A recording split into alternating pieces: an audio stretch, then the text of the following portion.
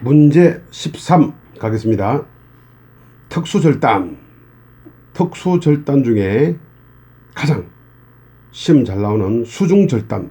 수중절단은 뭐가 한다 했죠? 수소. 네. 자, 이것도 헷갈립니다. 예열은 물속에서 예열은 육지보다 5배 많이 하고 절단 압력은 2배 필요하다. 이렇게 했어요. 상식적으로 가면 이해가 가죠. 근데 문제는 꼭 육지는 2배, 산소는 5배 이렇게 문제됩니다. 그러니까 육지는 열을 시키니까 열 반으로 압력은 절단 절단시키니까 2배 이렇게 산소 창 절단하고 산소 아크 절단하고 2개를 헷갈리게 해요. 문제를 산소 창 절단은 이 그림을 보여드렸는데 수중 절단 다음으로 시험에 잘 나오는 게 산소 창 절단하고 산소 아크 절단입니다. 산소 창 절단은 그림에도 있지만은 앞부분에서 산소하고 아스텔렌하고 이미 팍 불꽃으로 불을 내면서 막 이렇게 막 열을 뿜어냅니다. 그럼 뒤에서 산소가 세게 산소를 창에 넣어서 이겁니다. 둥근 창에 넣어서 쫙 요 그림 보면은 산소를 창에 넣는 거죠. 산소를 자릅니다. 그래서 토치 대신에 산소 창으로 긴 강간 못 들어갈 때는 산소 창에다가 산소를 넣어서 쏩니다. 그 다음에 산소 아크 절단은 뭐냐면은 중간에 빈 공간 이거예요. 중간에 빈 공간인 피복 아크에서 고압 산소 절단은 똑같은데 고압 산소를 앞에 그 산소창으로 그냥 바로 자르는 겁니다. 산소창으로 자르는 겁니다. 근데 산소 아크 절단은 고압 산소를 넣어주되 분출을 시키되 결국은 아크를 발생시켜가지고 아크 열로 절단하는 거예요. 문제 풀어볼까요? 자, 수중 절단 시 절단 산소의 압력은 공기의 몇 배 정도인가? 산소 절단시키면 2개 2배. 예, 2배 1.5나 2배나 한 개만 배우면 됩니다. 2배. 네. 수중 절단 시 예열 가스의 양은 공기 중에 몇 배 정도인가? 열이네. 열은 반. 5배. 5배는 4배 내지 5배 들어가죠. 4배에서 8배 들어가죠. 예, 5배. 이렇게 외우면 됩니다. 수중 절단에서 기포가 적어서 널리 사용되는 가스는 수중 절단하면 무조건 수소. 그죠? 수중 절단에서는 수소. 이렇게 외우면 됩니다. 예. 그 다음에 두꺼운 판, 주강, 암석, 천곡 등의 절단법은 아까 긴 주강, 두꺼운 판은 뭐라고 했습니까? 산소창 절단. 이렇게 해주기도 하고 설명을 더 자세히 해주는 문제도 있습니다. 산소를 넣어서 공간에 어쩌고 저쩌고 이렇게 합니다. 이거는 간단한 문제를 이렇게 냈는데 산소창 절단. 그 다음에 중공의 피복 아크와 중공 나왔죠. 빈 공간 피복 아크에다가 모재 사이에 아크를 발생시켜서 이렇게 나오죠.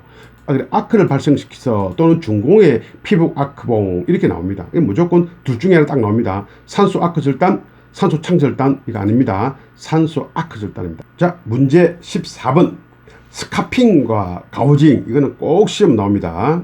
2문제 나오거나 1문제 나오거나 꼭 나옵니다. 자, 스카핑 이렇게 생각하면 됩니다. 용접 안 하는 분들은 모르니까 일단 제가 그림을 내놨어요.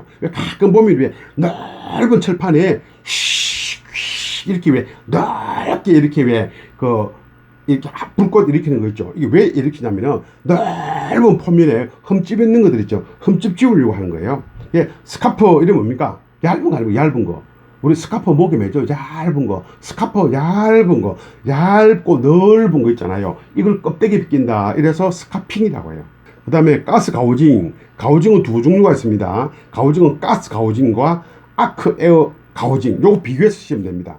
가우징이 뭐냐면 이거는 홈을 파는 거예요. 이 그림을 제가 보여드렸죠. 가우징은 이렇게 용접하고 비슷해요. 스카핑은 아예 넓은데 불꽃 이렇게 해서 막 이렇게 하는 거고, 가우징은 얼핏 보면은 용접하는 거랑 비슷한데 용접은 녹이는 거잖아요. 근데 가우징은 살짝 이것보다 얇게 해가지고 이렇게 파는 거예요. 이런 거로 이렇게 파내는 거예요. 뭘 파내느냐? 용접 잘못됐는데 파내는 거예요. 용접 잘못됐는데. 가우징 이 말이 뭐냐면은 홈 판다 이 말이에요. 가우징한다 이 말은 홈 파낸다예요. 용접하는 게 아니라 거꾸로 파내는 거예요. 그래서 가스 가우징은 약한 거고, 아크 에어 가우징은 아크를 이용하니까 센 거예요. 그래서 가스 가오징은 용접부의 결함이나 가즙이나 파내는 거예요. 파내는 겁니다. 그 다음에 아크에어 가오징은 가스 에어징보다 일단 좋다. 자, 그러면은 스카핑과 가오징 문제를 한번 풀어보겠습니다. 1번 용접부의 결함이나 가즙을 제거할 때 이용하는 작업을 자, 긁어낸다고 했죠. 긁어내기 하는 거는 가오징, 예, 가스 가오징, 가오징 이렇게 나옵니다. 2번 강제 표면의 넓은 표면을 타원형으로 깎는 기공법은 넓은 표면을 징 이렇게 얇게 이렇게 깎는 것은 스카핑이라고 하죠. 스카핑 그 개념만 알면 됩니다. 그 다음에 탄소 아크 절단에 압축 공기를 같이 사용하여 하는 말이 맞는데 용접부 홈파기라고 가오징이라고 했죠. 홈파기 결함부를 제거하는 절단법은 아크를 이용한다고 했죠. 가오징인데 아크를 이용하니까 아크 에어 가오징. 자, 문제 15번 서버 머지떡. 서버는 우리가 메인의 반대가 서버입니다. 영어 할 때. 자, 뭐 메인 팀이 있고 서버 팀이 있고 이런 거 많이 하잖아요. 서버는 2등이에요, 항상. 그러면 이제 메인 말고 서버니까 이거는 서버는 감추어진 이 뜻이에요. 감추어진, 물속이 가라앉은 이런 뜻이 있어요. 그래서 서버 머지떡 이거 내가 이런 장비는 좀 보기 힘들어요. 우리 일반인으로. 그래서 내가 갖다 놓은 거예요, 장비를. 이런 장비다. 그리고 어떻게 쏘느냐. 여기다가 여기 그림 보세요. 이렇게 쏘는데 용접을 쏘는데 불꽃으로 쏘는 게 이게 가루를 갖다가 막 뿌려. 가루를 뿌리다 보니까 여기에 가루를 뿌리니까 불꽃이 용접 봉이 안 보여요. 이게 잠수교가 뭡니까? 물에 잠긴다잖아요. 비 오면은 물에 잠긴다. 아, 잠기는 게 잠수교구나. 아, 이거 잠기는 게 잠호 용접이구나. 이렇게 생각하면 됩니다. 이거 분말 뿌리고 이거 사람 용접하기 힘들어요. 사람이 어떻게 분말을 정확하게 날려주고 용접 못합니다. 그래서 뭐냐, 스머지들은 분말을 뿌리는구나. 분말을 뿌리다 보니까 이거 사람들이 안 보이니까 잠호 용접이라고 하네. 근데 분말을 어떻게 뿌린다? 자동으로 뿌린다. 딱 이거 뭐였어? 분말을 자동으로 뿌린다. 분말 하나만 생각하면 되겠죠. 분말을 사람 손으로 어떻게 디테일하게 뿌려요. 그러니까 분말 용접이다. 그러니 자동으로 뿌린다. 그러니 안 보인다. 그러니 잠호 용접이라고 하는구나. 자동으로 계속 반복하다 보니까 자세가 이렇게 됩니까? 자동인데 자세는 하나밖에 안 되죠. 그림처럼 이렇게 가니까 어떻게 됩니까? 용접은 아래 보기밖에 안 된다. 그러니까 용접이 아래 보기가 이렇게 딱 아래 보기 하는 거죠, 그죠? 이렇게 징 이것밖에 안 된다. 이게 고정으로 자동으로 쫙 되는데 위 보기, 옆에 보기 이게 안 되는 거죠. 문제 풀어보겠습니다. 서버 머지떡 용접의 특징이 아닌 것은 수평 보기 위자세를 한다. 아니잖아요. 분말로 밑으로만 쏘는 거잖아요. 서버 머지떡 용접의 다른 이름은 잠호 용접. 네, 있잖아요.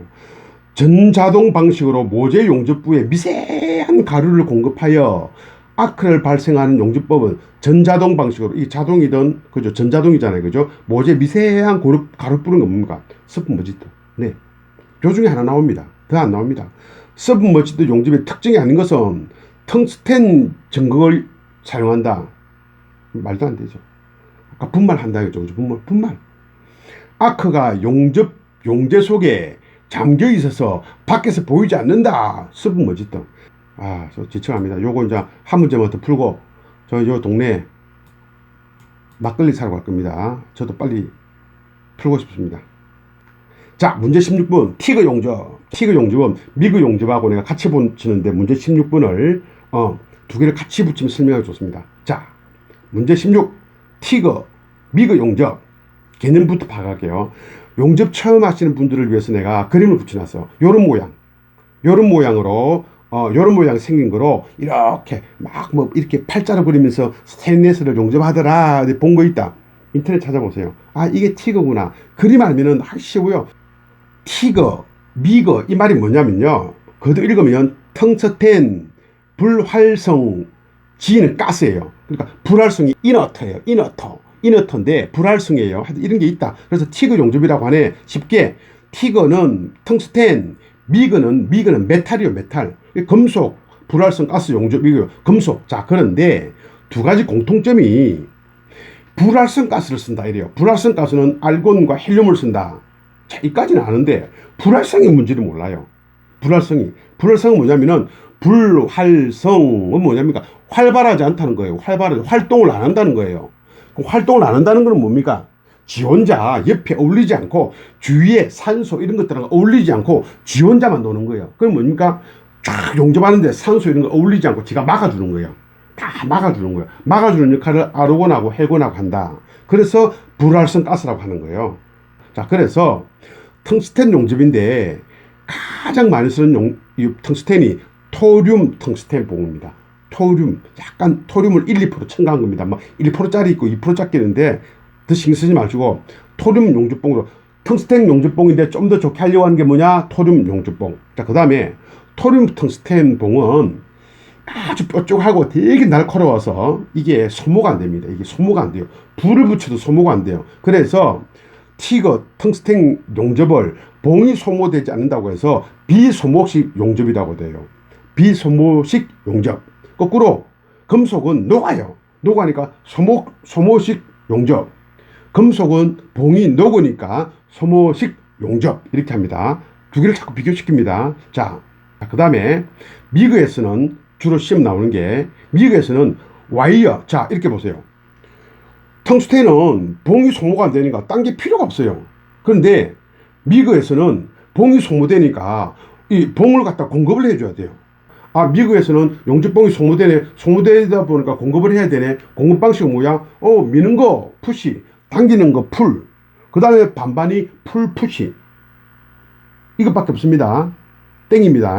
문제 한번 풀어보겠습니다. 티그 용접, 미그 용접에서 사용되는 불활성 가스는 뭐냐? 아르곤 가스. 네. 헬륨도 많이 나오는데 아르곤을 가장 많이 쓰기 때문에 많이 쓰는 건 나옵니다. 아르곤 가스. 티그 용접의 전극봉은 뭐냐? 티그가 텅스텐이잖아요. 텅스텐. 불활성 텅스텐 용접으로 주로 강이나 스테인레스 용접을 하는 전극봉은 뭐냐? 토륨 텅스텐 봉. 뭐 그냥 텅스텐 봉 시험 나와도 돼요. 근데 좀 더 정확하게 토륨을 알려준 거예요. 그럼 찍으면 되는 거예요. 다음 중 비소모식 아크 용접 뭐냐? 이게 비소모식은 뭐야? 비소모식이에요. 텅스텐이 소모가 안 된다 했잖아요. 그러니까 불활성 가스 텅스텐 아크 용접 이렇게도 답이 나올 수 있고, 텅스텐 아크 용접 이렇게도 나올 수 있고, 텅스텐 용접 이렇게도 나올 수 있고, 티그 용접 이렇게도 나올 수 있고, 다 답. 알겠죠? 그 다음에 미그 용접에서 와이어 공급 방식이 아닌 것은, 자, 미그 용접에서 뭡니까? 푸시, 풀푸시 세 개라고 했죠. 근데 이 사람 또 심사위원이 이상한 말을 하나 만들어냈어요. 푸시 언더 방식, 이거 문제 내시는 분들은 고민을 해요. 문제 뭘 하나 엉터리를 잡아넣을까? 언더 하나 넣은 거예요. 마지막 잔소리 한 번 더. 제발 외우지 마라. 기본 개념만 철저히 이해하라.